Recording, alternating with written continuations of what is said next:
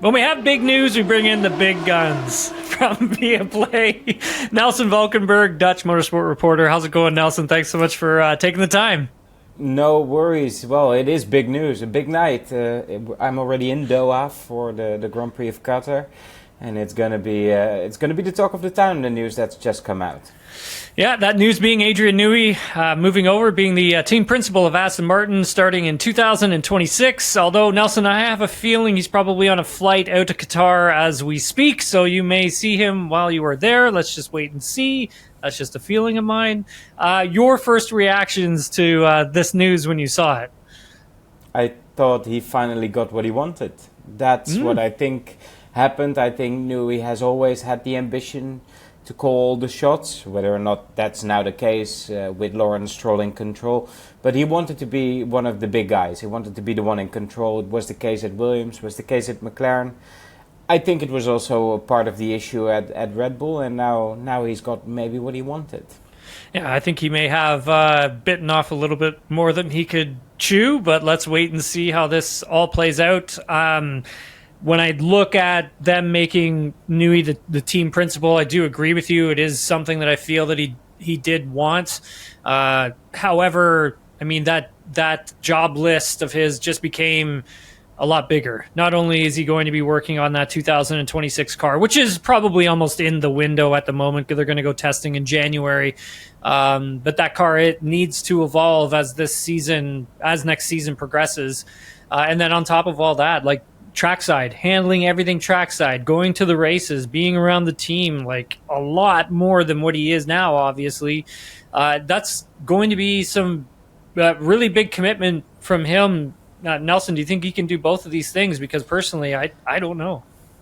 I think he's got the two best guys next to him to do just that in Mike Crack and Andy Stevenson. Andy Stevenson, he's probably married to the team in Silverstone at this point. He's been there for over 30 years.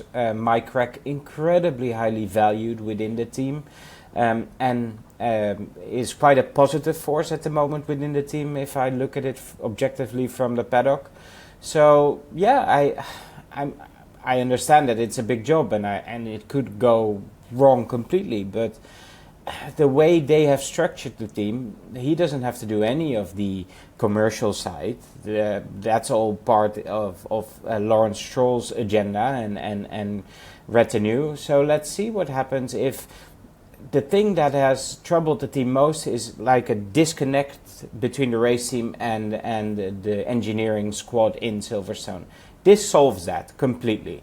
So I'm not completely against it. I'm slightly more positive than you seem to be. Yeah, I don't think this is going to be something that lasts too long, Nelson. I really don't. I think this is probably going to be until they can find someone who can take on that responsibility of a team principal. I mean, there so really you see wasn't it as an interim move. I do. That's the way I feel about it. I mean, I could be totally wrong on that, but that's how I see it at the time of us recording this news only being like 90 minutes old. So we'll see what happens. Yeah. But, from those who I've spoken with, I mean, it does feel like this is just going to be something that's going to be for maybe a year, maybe two at the most, until they see something that they really like and bring that person over. I mean, I don't think that individual is Christian Horner because obviously his gardening leave goes until January. There were a lot of reports circulating after the Vegas Grand Prix that Horner was going to be at working with Aston Martin, could potentially be a team principal or someone there higher up at the team. I don't see that happening. I mean, this is Formula One. Stranger things have happened, but the fact that Newey and Horner just never really got along, right, Nelson, at Red Bull Racing? I mean, you're close to that team. You know, like what their relationship was like. Well, it deteriorated at the end, and not just for Adrian Newey, but also his family a little bit. Yeah. But if that scenario is right, that this is a 2-year thing and it gives them time to look for, let's say, the new Lauren Mackeys or something like that, that's fine in itself. I really think that the thing that has held this team back is the cooperation between trackside and what they need trackside and what they're getting from the design office. So, yeah, I don't know. He's also not the youngest anymore. It's also a job he's never really done. I tell you what, though, this will finally give us the time to really interview him because they can't get around that then. Yeah, that's true. Yeah, that's a really good point. He doesn't do many interviews. I think the last one he did was probably in Monaco this year, and that was it. I mean, he rarely does. Yeah, and like even I know there's been seasons that have gone by when he was at Red Bull, and he never did any interviews. Like it took like there's some years where he didn't do a single interview. I wonder, though, what effect this has on the rumor mill around Charles Leclerc. Over the last few days, it seems that there's been more and more mentions of Leclerc heading towards Aston Martin. Could very much imagine that Leclerc's team say, okay, listen, you will need to invest in your leadership. We want a clearer path, and we want to have the certainty that Newey's just not here for 1 year within this team. So I don't know how this all ties in, but it's going to have an effect on the driver market as well. Yeah, 100%. I mean, we'll see what happens with Fernando Alonso at the end of next year. I mean, that's going to determine if he's going to move on and retire, or if he's going to stay on for another season in hopes that 2027 car could be a championship or race winning vehicle. I mean, we'll get into the driver's side of it in a second, because I do think you're onto something there with the driver market. But I just wanted to sort of dig in a little bit more on the fact that Andy Cowell, who was brought in as the CEO of this team and then eventually took over that team principal spot as well, he's now being moved as a chief strategy officer, if I'm not mistaken. That's the job title. Still at this moment unclear whether or not he's going to still maintain that CEO title as well. I did put in some asks about that. I haven't heard anything at this moment. We may get something while we're taping. However, Nelson, when you look at Andy Cowell, like, he was really just brought in to help bring Honda in, help Aramco and Honda work together on synthetic fuels, and help Valvoline find their place within the team, wasn't he? It feels like that. Interesting, though, to note that Lawrence Stroll's modus operandi is to not fire people, but rearrange management structures. He kept on Fellows quite long. He kept on Mike Crack. Now he's kept on Cowell. It's like he's finding different jobs for them to do, but he's not chucking them out of the boat, which I find quite interesting, because from the outside we always think he's quite ruthless a businessman, and he might still be, but this is quite interesting to see as a way that he operates. What is interesting with Cowell is he was brought in to facilitate the Honda move and to see if he could get the structures within the team operating more smoothly, because what he did at Mercedes was impressive at the engine department, to get everybody rowing in the same direction. And it's difficult to see whether or not he has succeeded at that. This year is a bit of a half and half year, with most resources going into 26, so how do you make a determination? But something has changed. Whether it's that moment that part of the engineering staff was let go based on what Adrian Newey wanted, and that created a rift between himself and Cowell. But if that rift is there, if he stays on, which it seems to be the case, then they will still have to work together some way, shape or form. So I'm very interested to see how all these ex-team principals work under a man who's never been a team principal, with Andy Cowell and Mike Crack still there. I don't think Mike Crack is the issue there, but Andy Cowell, yeah, I don't think he really was team principal material, if I'm honest, because it's more than just doing the job behind the scenes. Adrian Newey will relish far more than Andy Cowell the spotlight.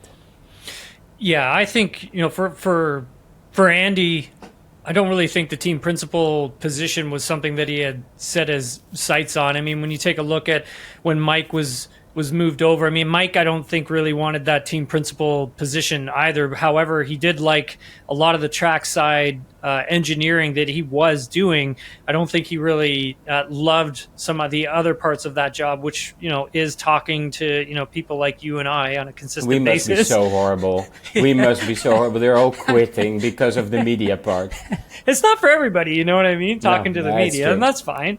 I get it. Mike's a great guy. I still chat to him all the time every time I see him in the paddock. I also rate him completely, and I think he's one of the let's say, in potential, he's one of the best team managers there are Yes. out there.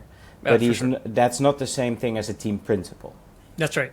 And I think also for, Andy himself, I don't think it was a position that he also really even wanted. I mean, his strengths were in the fact that, bringing Mercedes, HPP, the team, all of it together when, Mercedes was as dominant as they were starting in 2014 all the way to 2021. Really don't think that Andy had any plans of doing stuff like trackside when he first showed up at the team, and I do think it was just sort of an interim position for him until they actually found somebody who they really wanted. And for Andy himself, I mean, being moved over into a different sort of a job title, again, we're still unclear whether or not he's going to keep that CEO job title or position, whatever it may be. The thing is that, Lawrence worked really hard to bring Andy to the team. Like that Yes, was because Andy is a big gun. He is. Yes, he's huge. one of the top people in his field. We Huge. shouldn't forget that, and he will play an enormous role in facilitating the Honda Aston Martin merger, as it were, merging the car to the engine and fixing drivability, cooling, all those things. But can he remain happy with what is in effect a demotion? So it's fascinating to see. Also, but we don't really know if it's a TP demotion, lost. right? We don't really know like where he's going to stand within that sort of hierarchy. I think that's like, as you said, Lawrence just doesn't chuck these guys away. He holds on to them and he finds a different spot, different job title where they're going to be happy because he knows he has a lot of talent there, and he's going to have to find ways of managing that talent. Like this isn't the first sort of go around, I think, for Lawrence when it comes to doing something like this. He's just doing it with an F1 team essentially, and I think it's it's a smart move. I wouldn't get rid of any of these guys either. There's just, even if they're not getting along, you have to find a way that they can work together, even if Adrian and Andy had a falling out or just didn't really get along, whatever it may be. They're going to have to find a way of getting along at some point. So here we go. Maybe we struggle just with the fact that we're so used to have one captain on a ship, and everybody else reports to him, and we speak to that captain. Maybe it's Lawrence all along. He's the team principal in that respect, but we do not get to speak to Lawrence in that respect. We don't get him in front of our cameras, which feels maybe odd to us as broadcasters. So are you in charge? Are you in charge? It's probably clear who's in charge, and it's Lawrence. And they all work for him in that respect. So, it's fascinating. But a lot of turmoil still. That team still hasn't settled. Not yet. Yeah, not yet. I mean, Lawrence is going to be running a lot of the business side of this thing. It kind of does remind me of the Andrea Stella, Zach Brown sort of working relationship. And I think, Nelson, when we take a look at the team principal role now within Formula One, it has changed, right? It's not the front-facing like Christian Horner type of team principal anymore, is it? We have Zach Brown and McLaren sort of changed the game when it comes to that position and what it is meant to achieve when he brought in Andrea Stella, and then Stella, understanding the technical side, the engineering side, knew who he needed to put in what place to make sure the car was competitive. And that's what he did. And I think you're starting to see that further and further down the grid. You've got Jonathan Wheatley down at Sauber, soon to become Audi. You've got Laurent Mekies, who was at Racing Bulls, promoted to Red Bull Racing. Look at what Red Bull Racing's doing now. And so you're starting to see that filter its way through Formula One in a way. I agree that you're seeing a lot more technical guys in team principal positions, but the McLaren mode of having two guys splitting it up, that's not been successfully emulated so much in the other teams, because Binotto is taking care of engineering and Wheatley's taking care of trackside operations. But that's not the same as doing PR and marketing. So it's not a clear copy and paste situation, it seems, because everybody's struggling with the fact that everyone has grown so much, and that what you need from the people at the very top of your organization, that list has grown, and you see them struggling. I think Red Bull has struggled with Mackey's because he's good in front of a camera and in front of a computer. It's as simple as that, and he enjoys it as well. But it's not for everyone, clearly. Let's talk about the drivers a little bit more, and I think for both Fernando and Lance, moving forward, I think that does give them a little bit more confidence when it comes to things happening behind the scenes. I look at Vegas that last weekend there, and that's a weekend where I really felt that they needed a team principal to really, who's got a big voice, who's going to step up, be confident in making a decision, who's got a bit of an ego as well, and really just say, no, this is what we're going to be doing. And I think for both drivers, did you pull your hair out in qualifying as well? Well, I felt bad for. I felt bad for. Yeah. I mean, I felt bad for them. I mean, they had a. I mean, I think Lance was going so well in those conditions. I mean, that could have been the wrong choice to go on to intermediates at that point. It was. I'm all for a gamble, but they had so much to lose and nothing to gain in that situation. You needed at least 3 laps, Nelson. You needed at least 3 laps to try and generate some heat in that tire. And maybe more. 1.5, 2. Yeah. It doesn't make it was a sense. missed opportunity, and this season, I don't think there have been many really big missed opportunities for Aston Martin, which says enough about the season they've had, because it's all just been a bit meh. And they knew it at the start of the year that it was going to be meh, but it's been very meh. Yeah, but I would say that they have made some poor decisions in the strategy department at quite a few races this season, and I think also, on top of all that, I mean, understanding the updates that you're bringing and trying to get the correlation with everything working, it took a long time for that to happen. That took way too long than it should have. Yeah, it's almost like an oil tanker trying to turn this team, whereas other teams are way more nimble, and that's something that has to change. And Newey is good at that. What does this signal for the driver market for you? Because I've got my opinion on this. So you let me go first. That's fine. I'm being polite. I think with the amount of talent that's going to come on the market in the next year or so, this team is well served by making sure everybody takes it seriously. Because how much we rate Fernando Alonso, he doesn't have eternal sporting life. It's just not the way life and sport works. So if this team wants to move up to the next phase and really challenge in the next few years, you'll have to invest in driver talent. There's more still in Lance Stroll, but we both know that there's a lot of discussion in the paddock about him. But let's say his seat is secure. What happens then, knowing that Fernando doesn't have eternal racing life? If you look at someone who's discontented, it has to be completely so Charles Leclerc. Charles Leclerc is the one they must be targeting. But by not getting Horner and putting Newey there, you also have the opportunity to still talk to Max Verstappen. It's very much a long shot, but you have the opportunity.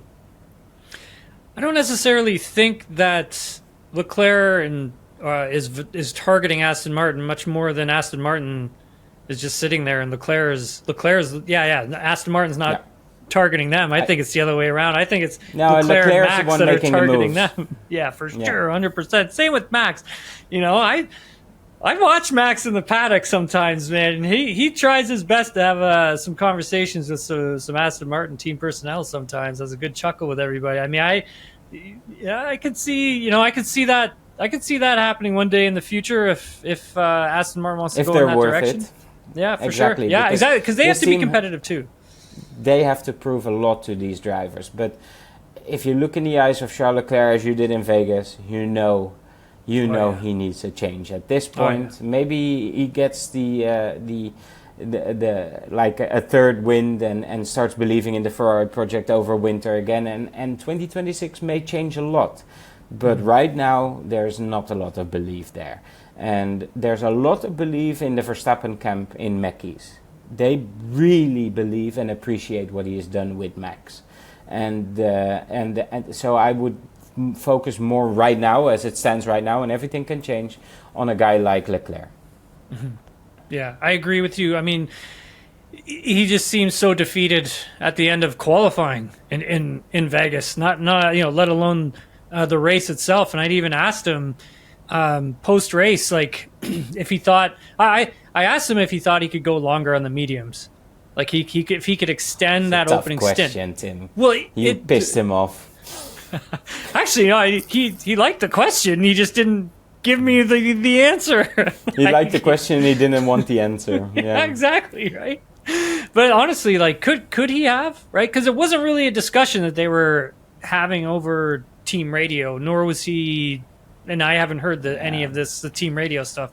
I haven't heard whether or not he was pushing back, but it didn't play out over the global broadcast. So Yeah, the thing is though, with strategy, it's very hard to make strategy work if you're just not quick enough. If you're just off, that's okay. But if you're not quick enough, you cannot perform a miracle in strategy. They were flying on the mediums, man. They were flying. He was flying.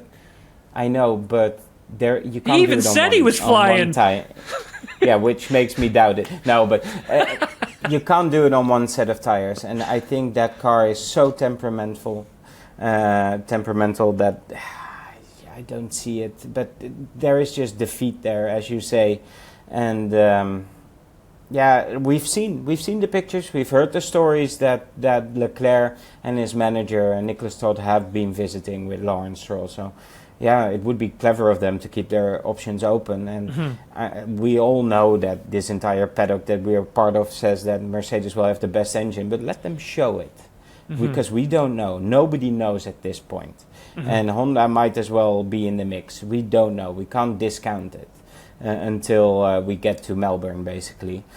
So, yeah, there's a lot of anxious people in this paddock. And if it's not Leclerc, you might potentially look at a Pierre Gasly or someone else that we haven't really thought of. Alex Albon, for instance. There are changes coming after the first year in 26 of the new regs. Yeah, and I've never, you bring up a good point when it comes to never seeing as many nervous people in the paddock like we have been seeing. It's fun. It is. I mean, for sure. But at the same time, you have to wonder about this regulation for next year, and if it goes in the wrong direction. And at the moment, it sounds like it's not going well, but. We'll is very interesting because it's 50-50. I know you spoke to Lance. I spoke to Lance about the same thing, and he's quite negative. There are more people negative, but not everybody's negative. And especially the hardcore sim drivers that are doing the work and who are seeing the incremental steps that are being made on drivability. Not everybody is as negative as the drivers that have not been in that sim so often, the main drivers. Obviously, it's going to be a change. Obviously, the cars are going to be massively different, and we'll have to adapt. And it is more likely than not that after 2 years, FIA and FOM will say, okay, this hasn't worked to our main satisfaction. But I still think it could be quite an interesting season. We just move further and further from a V10. That's what we're doing. But that could also change. As everything in the world has changed, the further you push the envelope, the harder you swing back to the original position, it seems to be. And I wouldn't discount the fact that this exercise in technological marvel may ensure us ending up with V8s with eco fuel and with synthetic fuels, and maybe that's just the way it needed to be. But we first needed to get through this phase. It's a very expensive phase, though, for all those involved. But also in this, I refuse to be incredibly negative and just wait and see. Although I don't want it to be Formula E plus. No, and I think also one of the biggest things that's going to come out of this is the e-fuel, is the synthetic fuel. Yeah. I think that's going to be one of the things that could change not only our industry but the automotive industry as well, if they're able to come out with something. It's a return to race on Sunday, and sell on Monday, but just Monday. at the pump. And yeah, that's true. It may change the automotive sector in itself, because of course everybody has been pushing EVs, But the pushback has well and truly started, because by 2035 it's not going to work. Our electrical networks, the power nets can't handle it. So I think people are waking up to that fact, and a lot of the fuel, like Aramco is leading on this, in fact, because it's not just e-fuels, they are also doing the capturing of exhausts, carbon exhaust emissions, and doing it into fuel with hydrogen. And that is the game changer for the entire world, let alone Formula One. But that's a few steps further. I agree with you. E-fuels and synthetic fuels are the way to go. I just think from a marketing standpoint, no, not everybody's there yet, and we have to go through this phase of 50-50 EV and combustion engine. I want to circle back to Ferrari real quick and talk a little bit about Lewis Hamilton, because we never really got to dive into Lewis as much as I wanted to in our last podcast that Adam and I taped. And just a shout out to Adam. Adam is actually working at the moment. He's recording another podcast, so that's why he couldn't be with us. So he apologizes and wishes he was here, but that's why Adam's not here. So just to clear that up. Okay. I wonder how he's sleeping with his McLaren fandom there. It must be tough on him. He did. I don't think he sleeps. I don't think he sleeps well because of it, Nelson. I really don't. I want to talk a bit more about Lewis Hamilton and just some comments that he had made to some reporters following the Vegas Grand Prix, but not really looking forward to even next year at Ferrari, which will be his second year at Ferrari. Obviously, Nelson, this is by far his worst season in Formula One. And it hasn't gone well for him at the Scuderia just yet. I'd said on our last show, winning sort of cures everything. If they're able to turn some things around, maybe that might help. However, when the driver comes out and says that he's not looking forward to next year as well, I think that does tell you something. Yeah, it's weird, because I'm a huge fan of Lewis Hamilton. I think he's one of the all-time greats. Yeah. However, I also think what we said about Fernando Alonso, what I said about Alonso, goes for him. And I think we're looking at a period of realization. What is it about the several stages of grief? He's going through that. And he's almost at the point that he's starting to come to terms with the fact that it's not working. And there is this little shimmer of hope that a new regulation set will bring out the most in him, because it's undeniable that this set of regulations hasn't gelled with his driving style, and it happens to everybody. Look at what happened to Vettel when we lost the Coenda exhaust, the blown exhaust, or what happened to Jenson Button. And the older you get, the narrower your bandwidth is. So if you put him in a car now from 10 years ago, he's going to be amazing. I know that, but that's not the job, and I think he starts to realize that.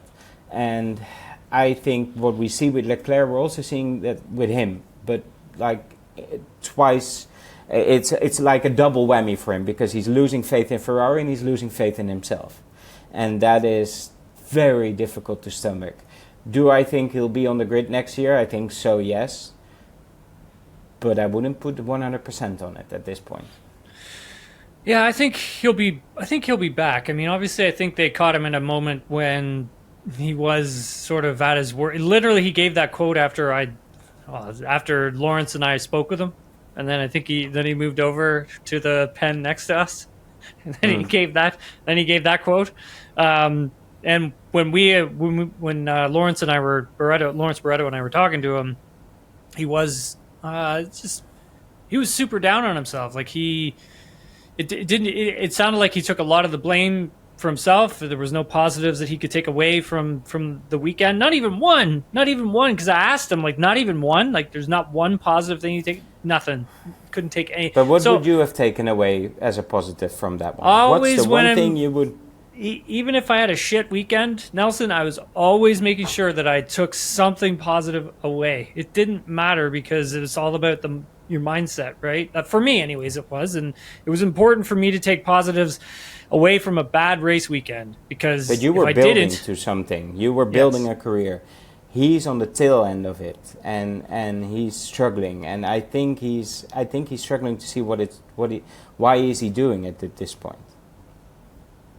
When you were driving, you were really aiming for something. What is he aiming for at this point? Another world championship, right? It's got to be that next world championship. It's not going to happen. It is not going to happen. Well, what happens if they hit something out of the park with the car next year? It could, right? Yeah, but then is Leclerc the quicker driver, so it still won't happen.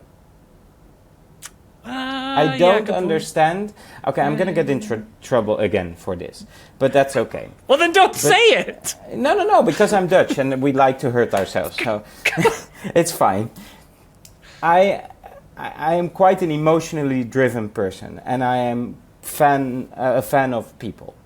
But I don't understand, and it goes for a lot of different sports, why people have such a problem with accepting that time goes on and moves on, and that it is not normal for a 40-year-old to be on the top of his game. Yeah.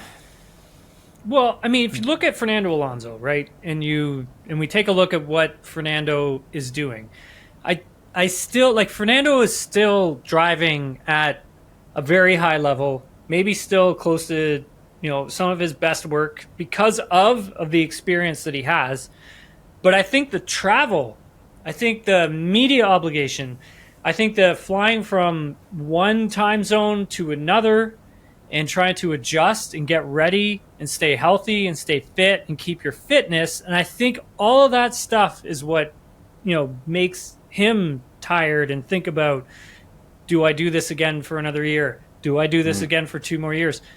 But I still think when he gets into the race car, Fernando Alonso is still in there, right? That driver is still in. And I still think the same for Lewis Hamilton as well. I still think that greatness of Lewis is still in there, right? I think you need to make sure the car gets to him, gets closer to him and what he does. You can't really do it with this regulation. We've seen that. But next year, like you had said, I mean, what happens if this car is still... Can he keep up with Charles Leclerc? Maybe not in one lap pace. Maybe not in like sheer qualifying, put it all on the line, 1 lap. Maybe not. But in a race condition, why not? I disagree. I really disagree. And here's the good thing. I tried to convince you there. Yeah, it didn't work. I really kept a straight face until you were done. Yeah, I know, I saw that. But it's not a disrespect on my side. He is one of the all-time greats, as is Fernando Alonso, as was in tennis Roger Federer.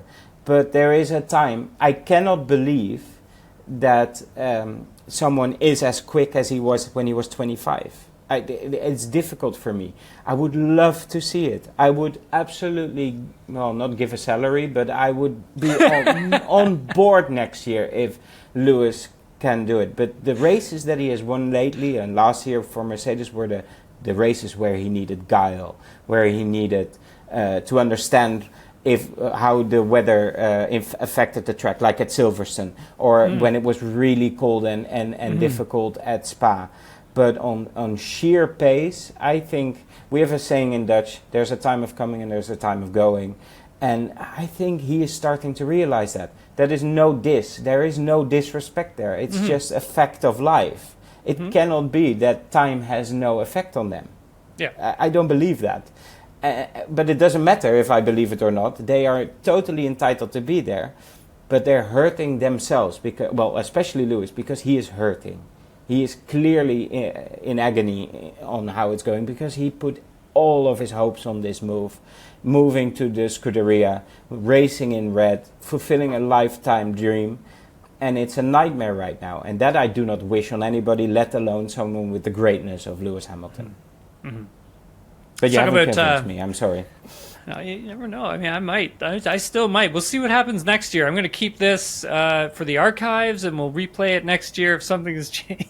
It's just weird that I'm not a sentimentalist about this, because I am quite sentimental about most things. But not in this case, apparently. Max Verstappen. Also a sentimentalist. Yeah. He's 24 points back of the Drivers' Championship. Yeah. Tied with Oscar Piastri. You weren't in Vegas, but you were covering it from the Netherlands, Nelson. And Obviously, the type of evening a lot of us had following this race. But Yes, now when yes. you still look at it, Max still needs a bit of assistance if he wants to win this thing. We've got the Qatar Grand Prix coming up this weekend. There's a couple of things that I want to delve into first, but do you Yeah, think it's Max can 24 win this points. championship? It's never been closer, and strangely, it's never been further away because Norris needs 2 points. He had to gain 2 points on Verstappen and Piastri, and he's there. But also, it's never been more realistic. So it's really weird, and it could really throw anybody off, except I think Verstappen. Because for Verstappen, nothing has changed. He is just going to do his job. He wants to be the best on the day. He will race them as hard as ever, maybe harder still, because now he has something to race for. And I imagine he's going to use the sprint race to see how he can rattle the cage. That's what he's going to do. Did you see what he did on his way to the grid for the Vegas Grand Prix? I'll explain it to our listeners. Okay, Yes. so I'll explain it to our listeners. So on the formation lap, a lot of these drivers, what they do is use that formation lap to warm the tires up, get the car ready for the start of the race. And you're only allowed to leave about 10 car lengths perceived between yourself and the car in front of you, or from the car in the front to the car to the second place car behind you. 10 car lengths is the maximum. And for Lando Norris, on his way to the grid on the formation lap, he did feel that Max was, quote, taking a piss. He was too far back. He was more than 10 car lengths back, doing his burnouts. So I think Lando was only able to get 3 burnouts in, if I'm not mistaken, and Max was able to get his full 5 burnouts in. But that leaves Lando sitting on the front of the grid, waiting for Max to park his car while everyone else parks theirs as well. So you have that decrease in tire temperature for Norris, who's sitting on pole. Then obviously at the lights out, I mean, Lando gets a really bad start. One of those reasons probably has to do with lack of tire temperature, tires cooling down a bit too much, where Max gets a really good start, and away he goes. And I want to know, Nelson, if you thought Max was playing head games there, or is it just something that just happened? I think he will not let any chance go by to do anything that gets into their heads, because he loves that game. He is doing his thing. He is using every trick in the book. And if I were Lando, the fact that he said it means that it worked, because it's going to be in his head here in Qatar. It's an evening race. Temperature actually quite cool here right now. So it's all going to play in Max's favor. And he's got 4 titles, and he doesn't need a 5th. He wants a 5th, but he doesn't need a 5th. Norris needs it more than anyone on this grid. He can taste it, but it's just out of reach.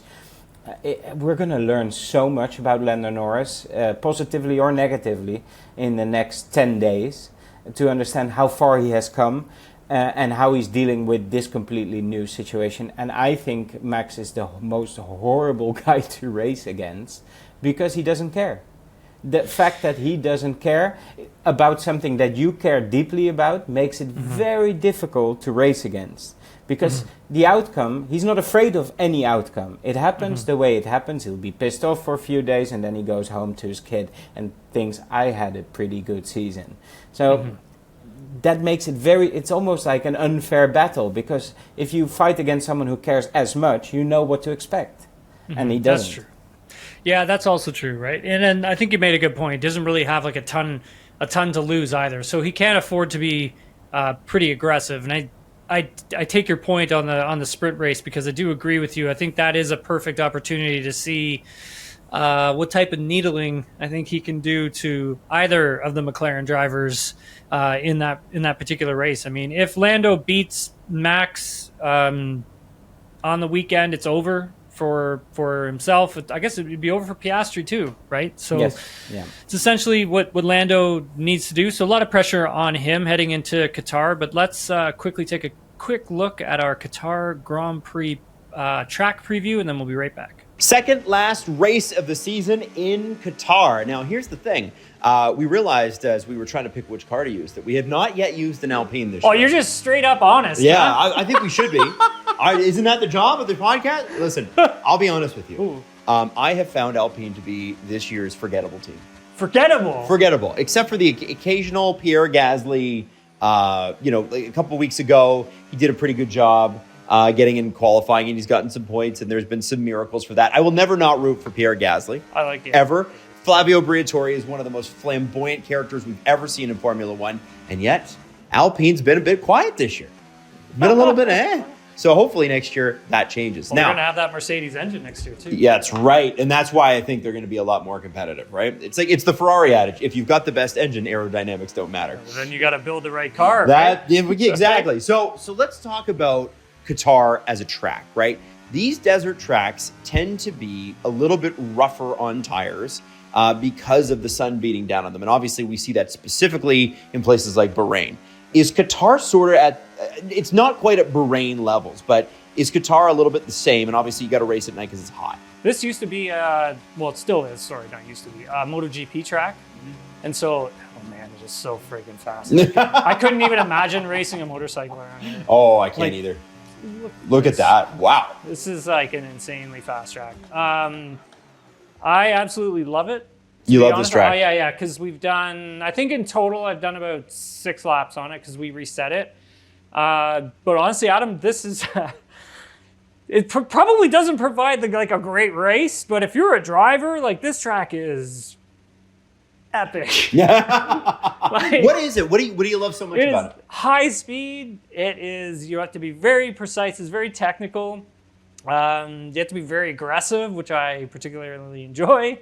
And you have to be really smooth too at the same time. So you're having to mix all these sort of different skills. Plus you're going to be getting close to having quite a bit of downforce on the car as well, because these turns are just ridiculous. And one of the things, Adam, that I really picked up from just, pounding around on this track, on this sim and everything, is the fact that when these guys raced here in 2023 in the searing heat, and then you see how fast they are going and how much G-forces their bodies are absorbing, I honestly don't know how we didn't have something serious happen. Really? We had some serious stuff happen. Oh, yeah. There's always Sargent, been fireworks here. Like Logan Sargent, like getting sick in the car and like having to like stop. And the drivers, like I remember Lance was saying he's half like trying to not pass out in some of the corners because of the G's were so high, he was so dehydrated. Drivers like passing out in the FIA weighbridge station, like things like that. They were so dehydrated, and I'm just like, that's crazy. But doing laps on this thing, I'm just like these guys are next level. Yeah, like their fitness and their everything is just, it is just elite. You got to hope that Charles Leclerc's water container does not leak into his seat again. I think at any point you want anything like, we want any type of water like hitting you at any point. No, so I remember like drivers being. Or like Alonso, like get me a bottle of water ready when I come in and just throw it on me so I can get back out there because it's so freaking hot. Yeah. But very technical again, Adam. So like coming down to turn 1, super commitment here. A lot of high speed. These drivers will be braking when they get past this 50-meter marker. And it's going to be like a quick hit of the brakes, like as hard as they can. Shed as much speed instantly. Down into 4th gear. You're kind of going to roll a lot of speed into here, maybe take a little bit of this curbing and flat out again. You're flat out on it. Which makes for such an exciting corner 1 in Formula 1, right? So that's but like you can't pass there. There's no way. But they try. Yeah, they try. But on this track, it will be extremely hard for them to pass each other because there's just so much commitment and high speed involved that it's like even coming down into here, this is turn 2, so left-hander. Like you're flat out, coming off the throttle, and then you're using engine braking. Like you're not braking, you're using the engine to slow you down a bit so you can get to the apex, 4th gear, and then bam, flat out again, all the way out of the corner. So you can't pass there, right? That's impossible. So you're coming out here, 4th gear, 5th gear, up into 6th, up into 7th. Now as you're coming to here, another high commitment turn. This is just off the throttle, down to the 6th, back on the throttle, and you're holding it all the way through. Wow. I can barely get it right. Like it's very challenging. And like you said, if you're even a hair off, that's what happens. Just forget it. Yeah, like because and every corner seems to play into the next in a way that not every track does. Yeah, exactly. So down into second or third, but again, right? Maybe here you could try and pull off a pass around maybe the outside, but again, you're probably going to hit track limits because it just tightens right up on you when you come out of the exit here. But again, when you're accelerating out, say it's a qualifying lap, if you come out in third gear, you have to take a lot of speed, like rolling speed in. But when you get back to the power, you have to be careful with how much power you get back on. Because if you're just going to jump right on it, then you're definitely going to spin and you're going to lose the car. You have to really just feather it all the way on. So that's that smooth sort of portion that I was talking about. You can't be overly aggressive with it. And same with this corner here. It's essentially your light top of the brake, light. Down into fourth gear, you're going to take a bit of this blue stuff on the right and then drive the car out to here, and you're flat out. So flat out up into probably fourth or fifth, flat out through here, sixth gear probably, hard on the brakes, down to fourth, and bam, nail your apex. And this next part that's coming up is my favorite part, probably on the entire F1 calendar. Wow. Like I absolutely love it. It's seventh gear. You're just like flat out. Like it's insane. You turn in once here, you're flat out all the way through here. You're still, the car is going faster and faster. You just turn in again. Make sure you clip the apex. And then this one here, you don't want to turn in too early, which I have done. And you can see by the dotted line. The race line. Onto the red, right? Yeah. Then you want to turn in like a little bit later, but still, again, flat out. But the thing is like as you're going as fast as that is, and you're taking in all that information, naturally, you want to gravitate to turning in early, right? 'Cause you're like, absolutely. I gotta get in. That's where my eyes went. Exactly, but your brain is thinking that, but the physics of it is all ass backwards because the exit of the track tightens. Okay. Oh man. Oh So man. you've got to like reprogram your Right. brain at like 300 kilometers an hour coming through here. And just get a reference, some sort of a turn-in reference that's going to allow you to turn in just that little bit later so you don't go all four wheels off, get track limits, and ruin your lap, right? Because you want to be about here when you come in. You can see my dotted line. Again, this next corner, in the game, it's lift of the throttle, down into six, back on it. Like you are back on it, man. And this is where we saw a lot of drivers, I think it was around 2022 or 2021, I can't remember. But with this curbing, since there's so much force, energy, and load going through the tire, through your body, through the car, these tires were deforming and they were like blowing up. That's how much energy is going through here. That's how fast this track is. That's how much force and energy is just transferring itself from left to right, right to left. So what's usual tire deg on something like this? Are you expecting shorter amounts of times with each set of tires? That's a great question because I think for this race, Adam, I think the FIA is probably going to make it mandatory two-stop. Really? That's what I feel. It hasn't. That is something that I've heard. It's not because we were. And that's a safety thing. That's not an entertainment That's a safety thing. Wow. Like, there is just so much like force. That's going on. really saying, because sometimes they just do that so it's like, hey, let's make this race interesting. But okay. Not here. This is a proper. Well, I don't want to say it's a proper racetrack. But It's a bit of a problem. It's a fast, very, very fast, very demanding, very high speed track. I mean, yeah, I've never driven it in real life, but like just playing it on the sim, it's awesome. Like I have so much fun. I think you were on a meeting over there on your computer, and I'm just over here like swearing. I was. It was not a deeply serious meeting, as you can imagine. But still, I mean, but I'm over here huffing and puffing, like grinding out a lap, like trying to get this thing. See a little lift here. And Yeah. you're like back on it. Yep. Flat out all the way through. Just flying. Yeah, you can kind of see how it must be, I don't know if I want to call it jerky, like stop-start, but there's a lot of head forward, head back. I'm sure you're sore after this one. Oh, yeah, like in the G loads side to side, like right through there, like that's... Wow. I'm going to keep talking here because Tim's got to focus on these corners. But this is like my favorite part. Like, right here. Yeah, this coming up. And this is the bit of optical like, illusion look here. at this. Oh, no, that's later. Okay. There it is. Yeah. Wow. Oh, I fucked it up. I screwed up the whole lap. Oh, no. Sorry, everybody. Oh, well, you know what? Listen, it's worse things have happened, Tim. We want to see you finish off this lap before we wrap it up. And there it is. Just invalidated, but who cares? Who cares? Not bad. This weekend is your second last race. Ladies and gentlemen, we are almost there. Tim calls it the most fun track. The drivers might disagree because of the G-forces. What say you? Nelson, Qatar is a really high downforce circuit. I mean, this is a really fast track. There's a lot of energy that's going through the car, the driver, the tires. I mean, we're going to be doing 2 stops here instead of just 1 stop. I mean, Yeah. First of all, let's start with that. What do you make of that, and why do you think Pirelli went that direction? Well, they noticed on an analysis of the fronts last year that they were extremely marginal. And they know gains have been made from one year to another. They were final iteration of this rule set.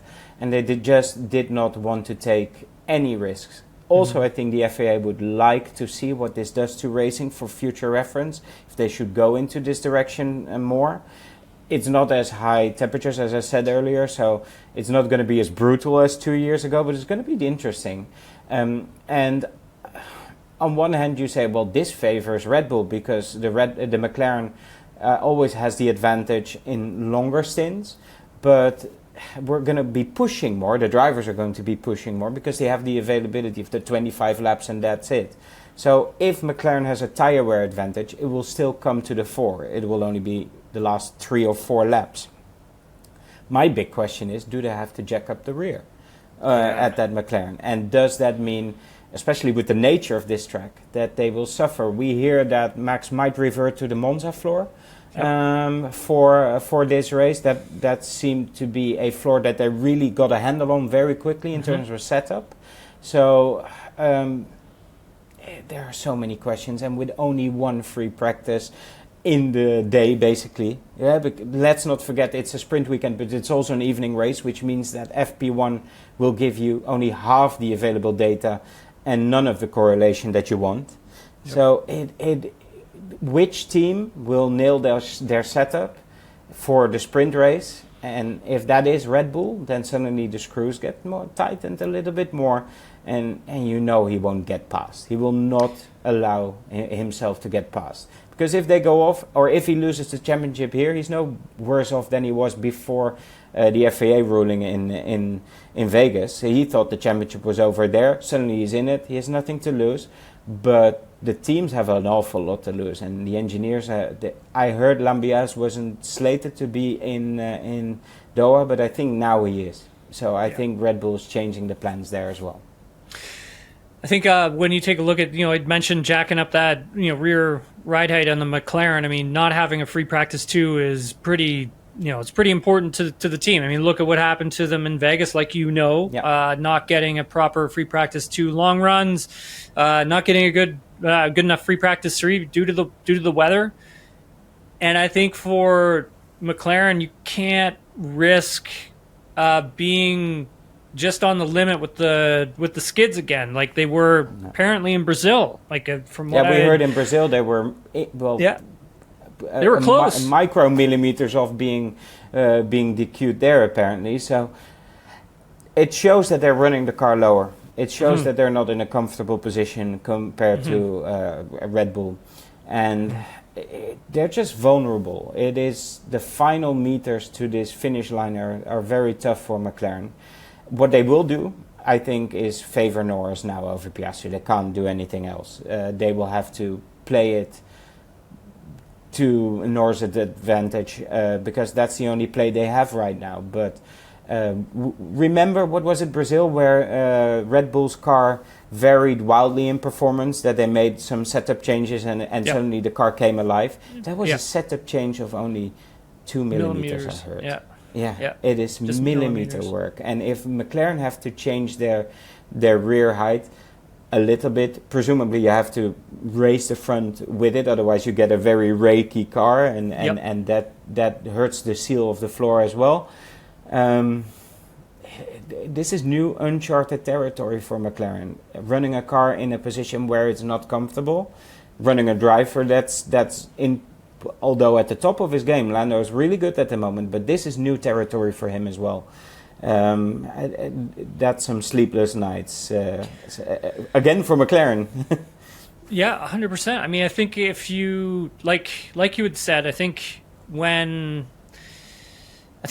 you have to make so many different types of little adjustments with the car, and you're not getting the amount of time that you actually need to do that, you're really having to play it safe. And if you're McLaren and you're playing it safe, then you're not going to be getting the performance that you're used to from the actual car itself. And I think for Red Bull, who doesn't really have anything to lose, I think they can take a bit more of that risk. And I think Max is willing to accept that as well. And yes, in Qatar, there is a lot of bottoming out just because of the amount of energy that is going through the car. There's a lot of wearing of that plank underneath the car as well. So you really have to be careful with where you're running the race car. On the same point, Nelson, I talked about on the phone with you before we were recording the engines, like the power units, all the internal combustion engine elements that go into putting these power units together. I mean, McLaren is on the limit of these things. Remember, Max already took like full everything in Brazil, right? Like he took a whole slate of everything. He took the grid penalty, started from pit lane, where Piastri and Lando, they're sitting on both 4 internal combustion engines, 4 turbochargers, 4 MGU-H, 4 MGU-K, 2 energy store systems, control electronics 2, and exhaust. Well, exhaust you can get 8 of them, but they have 3. But the other slate that I had mentioned, like they're right on the cusp of taking penalties in all 5 of those departments that I had just mentioned. Like at some point, I think they're going to have to either swap out with something older for practice sessions and then swap something newer back in. Like, I don't know how they avoid running into any sort of engine issues that could potentially put them in a DNF sort of spot for the last 2 races. Well, Red Bull snookered them on this because they saw what you could be doing in the regulations. It's a bit of a gray area, but it does mean that either you risk, as you say, a DNF, or you take a pit lane start and risk losing a whole bunch of points to Verstappen. That is a devilish dilemma, and they've put themselves a little bit in that dilemma, and it makes it worse for them that we've seen a lot of Mercedes engines go this year. There have been a lot of Mercedes engines that have failed one way or another, so they can't be totally secure in that. And Red Bull can be. They took the pain earlier. They capitalized on one of the great drives that Verstappen put in. And now with this disqualification in Vegas, suddenly they're in the hunt, which they didn't expect to be, and they hold a lot of the cards. And remember when Mercedes did the same in the battle with Verstappen years ago? Yeah, that's it right. worked for them as well. It did. And it's just fascinating. I can't believe we're talking about this after it was over 100 points in Zandvoort. And how can you drop the ball as such? And I mean, we're talking about it, but how much has Red Bull risked by continuously developing this car? Because that's what we're not talking about, and what we'll only know in Melbourne in 4 months. That is also something that McLaren has been unwilling to do. They won't jeopardize today for tomorrow, and it may bite them, but that's this sport, and it's become very fascinating. I think at some point, I feel anyways, if you're McLaren, you're going to have to do something about the power side, because I just don't. I don't see how you cannot. I don't see how you can. I don't see how you put yourself in a position of risking a DNF. And I think you said it well. Mercedes power units have been giving a lot of issues this season. I mean, obviously Lando had his DNF, but that was for something totally different in Zandvoort. And when you look at Max's sort of mindset of that nothing to lose aspect, I mean, if you're McLaren, you're in tough. You're in tough, man. This is going to be a very hard 2 races for them to close this thing out. And then next season, how do you say to Lando? You're 24 points ahead, but here's the choice: maybe DNF. Or start from the pit lane. What does he do? I think they are desperate to close it out this weekend. If, like, you're going to put Oscar Piastri and tell him that, we're putting Lando Norris as our number 1 for the next 2 races, if you're Mark Webber, there's no way that's going to fly. There's no way. There's no way. No, you know as well as I do. Point of, he's going to throw a fit. That's no way. Sure. But it is 24 points. But he'll say, if you see Verstappen as a contender, then Oscar should be as well. 100%. 100%. And then they're racing by Oscar the rules. He's going to have to go after it. Like, if you're but we've Piastri, not seen that Oscar for weeks. Where is that Piastri? This is the Piastri. He's going to have to turn it around this weekend. You're going to have to. He's good at this track. Has been in the past. He won his very first sprint race here in Qatar 2 years ago, if I remember correctly. 2 years ago? Yes, 2 years ago. And I think, honestly... Incidentally, the race where Verstappen took the title at that point. Yeah. But the thing is, though, Nelson, if he doesn't turn it around this weekend and this thing goes to Abu Dhabi, then I would say McLaren says no dice. We're going with Lando for the rest of this. I agree, but I'm not sure they'll do it. I agree they should, but I've lost all year. I thought, well, they're going to do this or they're going to do that, and they've done the opposite. So let's wait and see. They're in a problematic situation of their own making, and let's see how they extricate themselves from it. Yeah. Well, this has been fun, buddy. Thank you so much for taking the time for us. Really appreciate it. We miss Adam here. We miss Adam, but this has been good. Just he's you buying the sleeping pills. yeah. Just you and I chopping it up here together. What's your weekend look like? Who do you have interviews with? You going to talk to Max? What's going on? I'm doing the Max interview on Saturday. It looks like this is very cool. I'm speaking to team principals of the midfield. Together, so I'm speaking to Komatsu, Permain, and Wheatley, and maybe Vowles if the schedules align. But they're going to be together about the best midfield ever. These smaller teams that have performed extremely well, and I'm actually speaking tomorrow to Novak Djokovic, and that's an interesting one because I want to talk to him about athletes getting older and how you deal with that, with the body and the pressure and reclaiming some former glory. So that's going to be interesting, and Qatar is always good fun. It's not going to be extremely hot, which means that it's a very enjoyable race. And with this title fight, it's what craziness are we in store for now? I don't know anymore. Well, Nelson, I really appreciate you taking the time, man. I'll see you in a couple of weeks, right? I'll see you in Abu Dhabi. Yeah. Here's one wild prediction. All right. Antonelli's going to win. In Qatar? Yes. I think there's going to be mayhem and he's going to win. I'm very impressed by Antonelli at this point. He's doing extremely well. It would be kind of cool, but that's just a wild prediction based on nothing. He has been performing well lately. I will give you that for sure. He's really on an upward trajectory. Yeah. I thought his race in Vegas was really smart.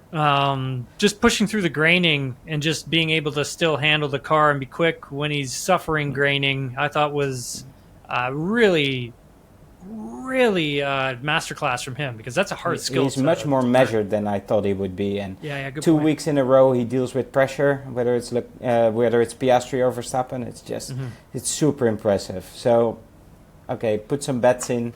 Maybe we can make some money. I don't know. I'm going Verstappen. I'm going Verstappen wins. The wise money says Verstappen for sure. Yeah. Well, hey, I'm a betting person. I got to bet my money right? It's going to be Verstappen for sure, I think, anyways. Even though I have no money to bet. But there you go. Nelson, thank you so much for taking the time, man. We have our credibility. We threw it away. Yeah, we just threw it all away. It's all gone now. Yeah. Thanks, man. I appreciate it. I'll see you in a couple weeks. Absolutely. Let's enjoy this one.